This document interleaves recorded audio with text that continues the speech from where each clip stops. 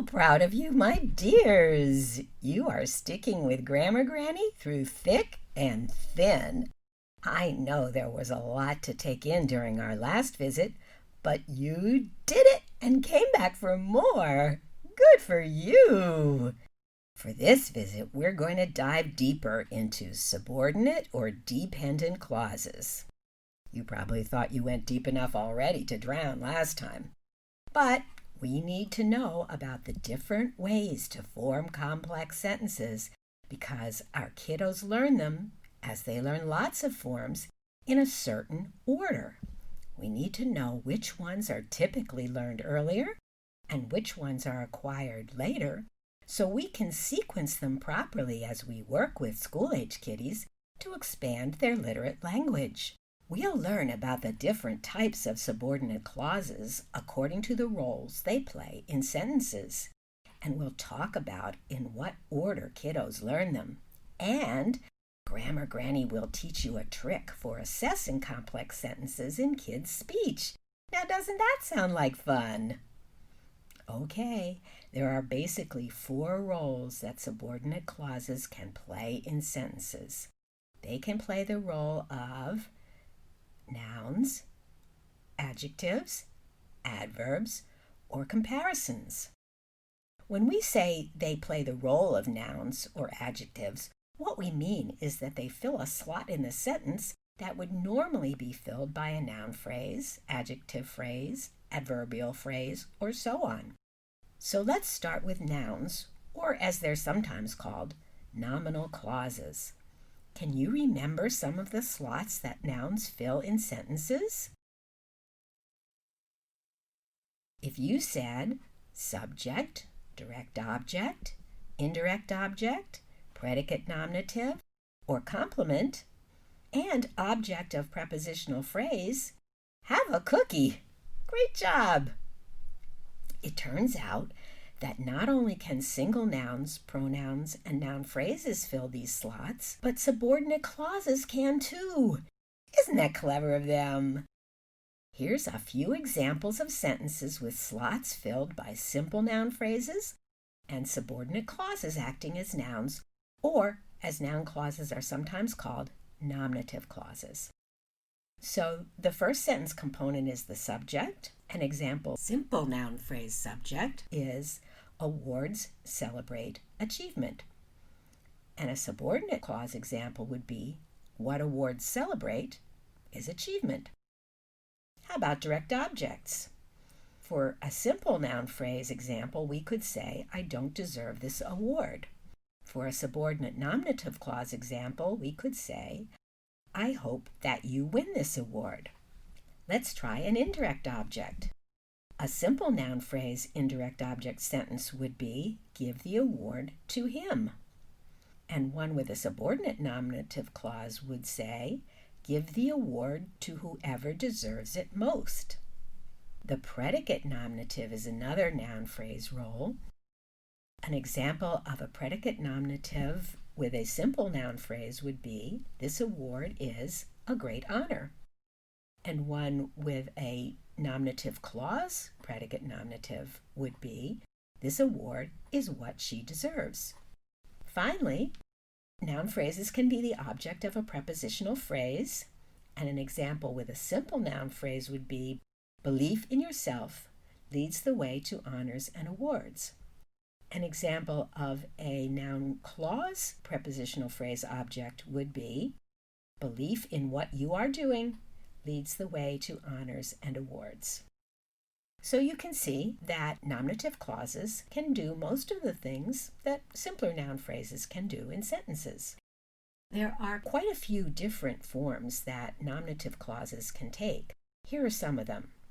They can take the form of WH clauses, full propositional clauses, simple infinitive clauses, WH infinitive clauses, infinitive clauses with non-co-referential subjects, unmarked infinitive clauses, relative clauses, and gerunds. We'll talk a little bit about each one. Simple WH clauses are clauses that start with a WH word, like what, where, and so on, and they take the role of a noun in a sentence. Stop the video for a minute and see if you can find the examples of WH clauses in this quote from Mark Twain. The only way to keep your health is to eat what you don't want, drink what you don't like, and do what you'd rather not. If you found what you don't want, what you don't like, and what you'd rather not, have a cookie! These clauses all have a WH word, such as what, why, where, or how. Okay, how doesn't start with WH, but it's still considered a WH word because it can be used in questions. Sorry about that, my dears. These act as the conjunctions that link the clause to the larger sentence where we find it. And what role does the clause play in this larger sentence? That's right. Each one of these clauses is the direct object of a verb. Eat what? What you don't want. Drink what? What you don't like. Do what? What you'd rather not.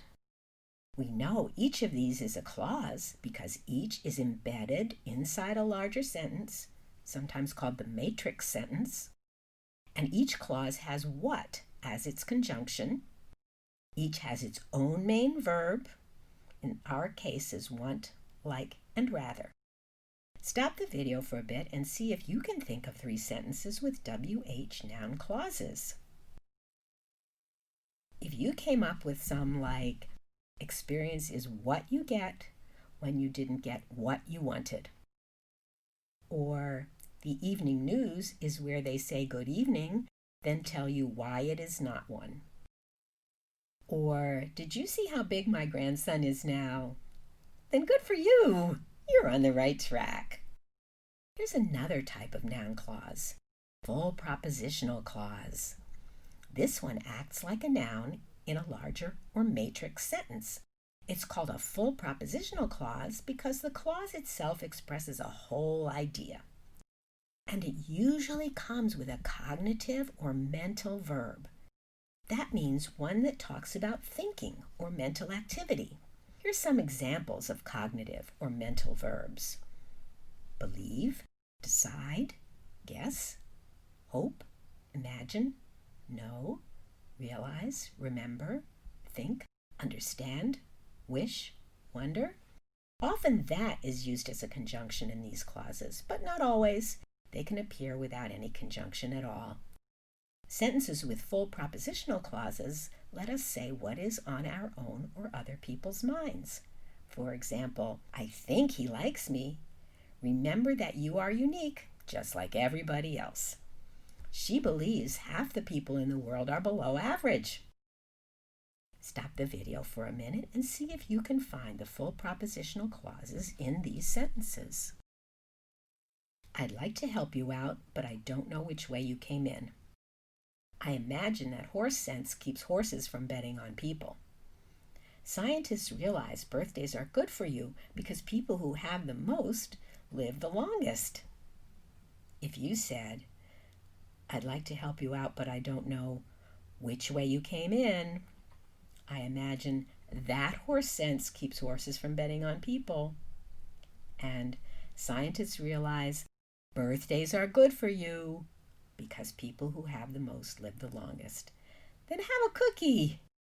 Did you look for verbs that talk about cognitive activity in these sentences like know, imagine, and realize to help you find these full propositional clauses? Then you're getting it. Another type of noun clause is the simple infinitive clause. Do you remember what an infinitive is? If you studied a foreign language, you might remember that the infinitive is the base form of a verb that shows what kind of endings it takes. In Spanish, for example, verbs with infinitives that end in er take one set of endings, and those that end in ir take another set, and those that end in ar take a different set. In English, it's a bit easier.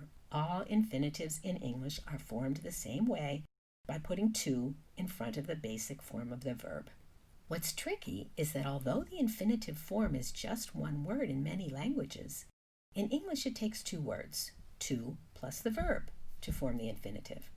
See if you can find the infinitives. Stop the video for a second and try. To err is human. Those who criticize our generation seem to forget who raised it. Cheer up, the worst is yet to come. You never truly understand something unless you explain it to your grandmother. Everybody wants to go to heaven, but nobody wants to die. The road to success is always under construction. If you got to err is human, with to err as the infinitive, those who criticize our generation seem to forget who raised it, with to forget as the infinitive. Cheer up, the worst is yet to come, with to come as the infinitive. You never truly understand something unless you explain it to your grandmother. No infinitive. Everybody wants to go to heaven, but nobody wants to die, with two infinitives. And the road to success is under construction, with no infinitives. Then good for you! Now, was Grammar Granny able to trick you on number 4 and number 6? Do you know why we don't find an infinitive in you never truly understand something unless you explain it to your grandmother? Or the road to success is under construction? Yes, because to success and to your grandmother are not infinitives. They're prepositional phrases. There's no verb in them. Success and your grandmother are noun phrases. To is another one of those pesky words in English that do double duty. When it's a preposition, it'll be followed by a noun phrase, or it can be a particle. Remember, that's one of those little leftovers that don't fit into the 8 parts of speech. When it's a particle, it's followed by a form of a verb to form an infinitive. So keep your eyes open and don't be fooled. We wouldn't want to say a kiddo is using a complex infinitive clause when she's really only using a simple prepositional phrase. Now, both are good ways to elaborate sentences, but the infinitive clause shows a higher level of development. Now, you probably guessed, since we're talking here about simple infinitive clauses, that there are other types of noun clauses with infinitives. And you're right. One type is the WH infinitive. Simple infinitive clauses need no conjunction. They're just stuck right inside the matrix sentence. For example, to err is human, or as a direct object, everybody wants to go to heaven, but nobody wants to die. They do, though, sometimes take one of the WH words, what, where, who, or how, as a conjunction. And when they do, then they're called WH infinitives. Here's an example. Grammar Granny doesn't know what to do to stop students from splitting infinitives. Here, what to do acts as the direct object of the verb know.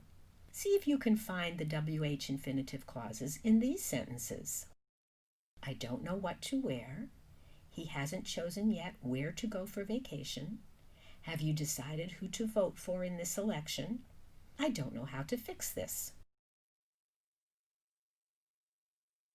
If you said, I don't know what to wear, he hasn't chosen where to go for vacation, have you decided who to vote for in the election, and I don't know how to fix this, that's great. Again, the conjunctions here specify the relationships between the main and subordinate clause. Where specifies the clause refers to a place. Who specifies that it refers to a person, and how specifies that it refers to a method.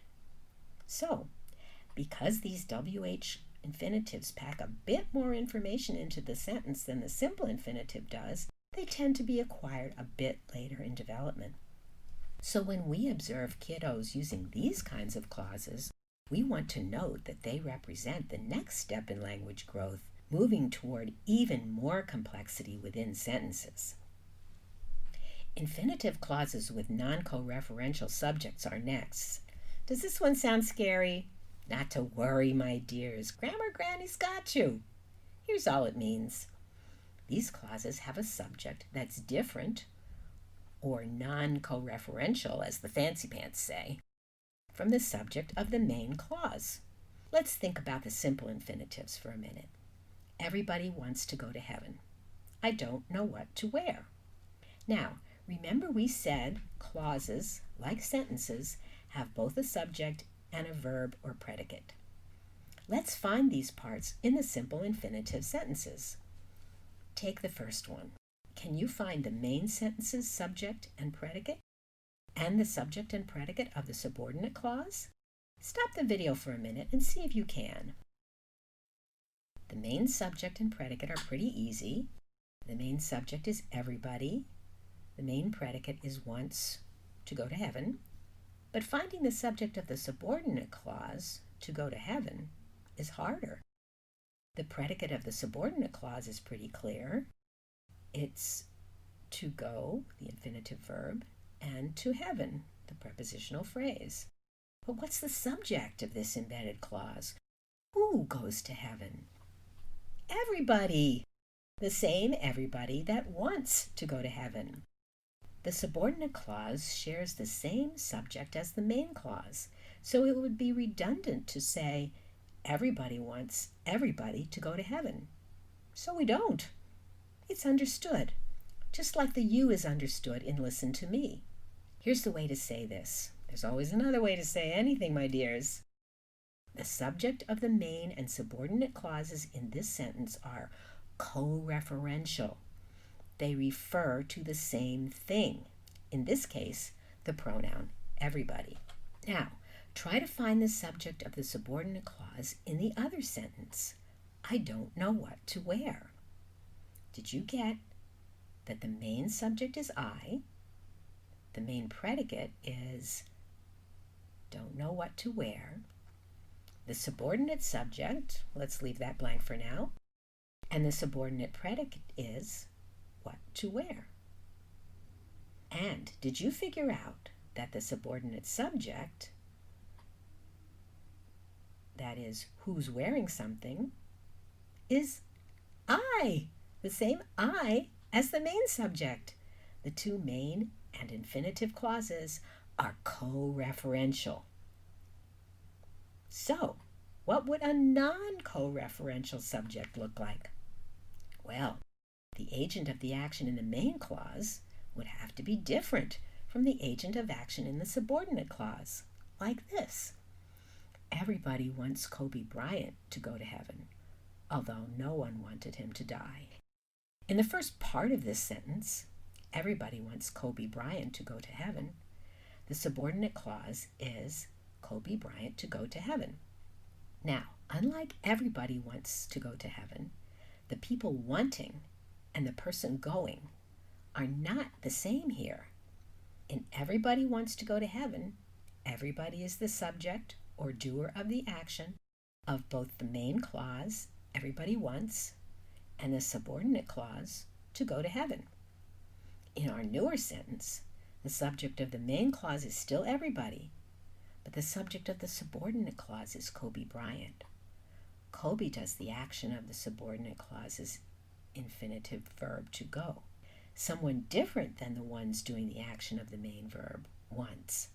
Now see if you can tell which of these sentences have infinitive clauses that are co-referential. I never learned to accept responsibility for my mistakes, but it's not my fault.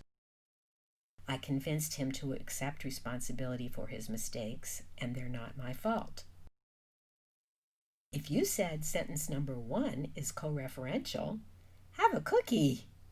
The understood co-referential subject of the subordinate infinitive clause to accept responsibility is the same I as the subject of the main clause, I never learned. But in the second one, the subject of to accept responsibility is not I, who did the action of the verb convincing. It's him, somebody else. In the second sentence, the subject of the main and subordinate clauses are non-co-referential. They don't refer to the same agent of action. Now that wasn't so bad, was it? Well, as you might expect, these non-co-referential infinitive clauses are also acquired a bit later than the simple infinitives because they're a bit more complex. There's one more kind of infinitive clause, and these are sort of oddballs. They're called unmarked infinitive clauses. They sound weirder than they are. There are only a few verbs in English that take unmarked infinitive complements. They're help, let, make, and watch.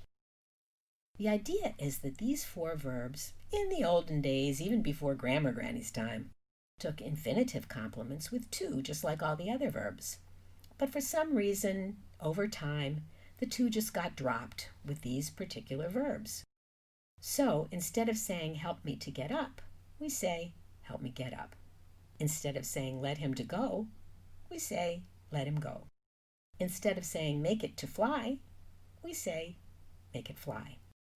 Instead of saying, watch me to run, we say, watch me run. Kiddos start using these forms around the same time they use the WH and non-co-referential infinitives, but they might use truncated or shortened forms of these earlier, saying things like, help me, let me, make me, watch me. Well, my dears, that's it for today. It was a long one. Thank you for sticking with Grammar Granny, and please come back for our last session together. Bye now.